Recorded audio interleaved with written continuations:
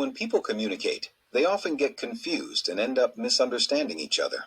Take the word football, for instance. It might mean one thing to an American and something entirely different to a Brit. Well, it's no different in the business world, where the stakes are way higher. Here, a simple misunderstanding can lead to disastrous consequences. So how do you improve communication? Make sense of different meanings, standards, and formats, and get everyone in the financial sector on the same page. Easy. By using ISO 20022, the international standard that's designed to simplify global business communication. You see, ISO 20022 solves communication confusion. How? Well, it offers a global dictionary of common language that everyone can understand, so information can be processed and exchanged worldwide, clearly and consistently, making it easier than ever to communicate financial information between people and systems. What's more, ISO 20022 is a free and open standard, which means that anyone, anywhere can add their 2 cents to the dictionary to help write and build solid business standards right across the globe. Not only does ISO 20022 streamline communication for payments, securities, funds, foreign exchange trading, and credit card sectors, it also reduces risk, big time. ISO 20022, because common understanding leads to effective communication and makes doing business a whole lot easier. To learn more about ISO 20022, visit one of these websites. Hey everybody, it's Eddie from Tokyo. This is your cryptocurrency update from Japan. And if you're into utility tokens that are used for payments, this is a video for you. I'm going to show you exactly how an ISO 20022 message looks like. And we're going to hear from the XDC XinFin co-founder Atul, where he points us to his secret sauce. Let's get to it.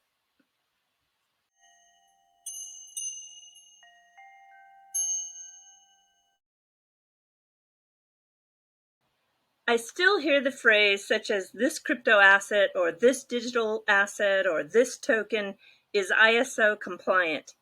It's the company that is using that token that is going to become compliant in the messaging standard, which is being updated by Swift. And so maybe I get too hung up on the semantics. What I mean by that is the word meanings can seem pretty silly for some people who are not in this for the technicals. They just want to know which cryptos are going to be used when the Swift system and their messaging standard changes, which cryptos are going to be used and which ones are not. Bottom line is we have about a half a dozen companies that have publicly stated they're going to comply with the new standardization. This is a gradual rollout. Thanks to mysterious_goal for sharing this screenshot from Swift on Twitter. And it is going to start in November 2022. And there'll be this coexistence period where the old and the new standards of these messages are going to coexist until November 2025. So keeping in mind, this is a swift migration. And what popped up in a thread just a couple of days ago from Atul is what I want to share with you, because it seems like there is a secret sauce in the works. Atul is Atul Kekade. He's the co-founder of the XinFin network, which uses the XDC token. And he explains that any layer 1 blockchain can be compliant. But he cites that there's this layer 2 secret sauce that he cannot comment more on at this time, but he says it's really important and that we should take a look at this link that he provided, which is Impel Official. Impel is a part of the XDC network, and they're redefining the standard for cross-border payments and financial messaging, as it says on their website. As a fintech innovator that uses blockchain technology, they're going to deliver financial messaging, payments, and check this out, a bridge to the R3 Corda platform to future-facing banks and fintechs. The R3 Corda XDC network bridge is a unique technology.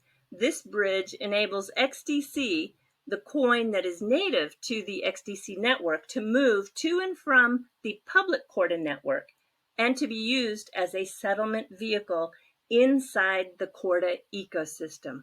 I get why this is a big deal, because so many financial institutions and trade finance companies are using R3. So I have invited Impel to come onto the channel. I hope that I get a reply soon. Now let's look at what an ISO 20022 financial message actually looks like. Let's see our messages for this month.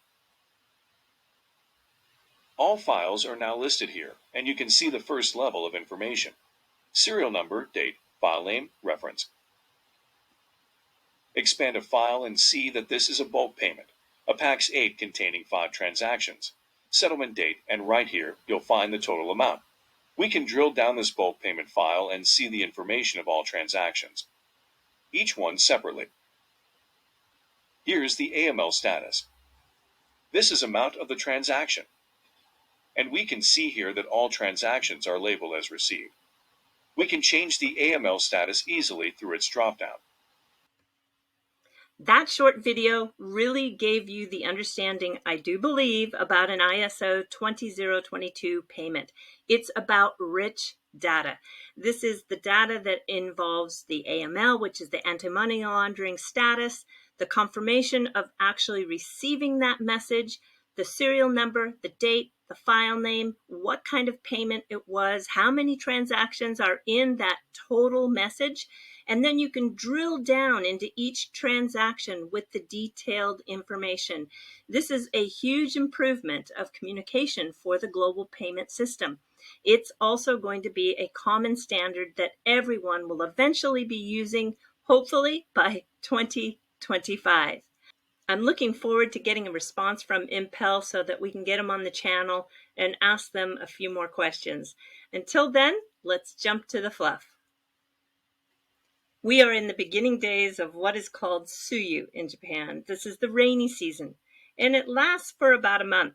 It's when the humidity begins to return as the clouds build.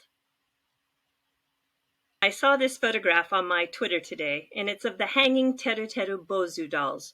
And I realized, oh, I've never talked about these. They're small traditional handmade dolls that Japanese farmers began hanging in the windows, made popular back in the Edo period, which began in the 1600s.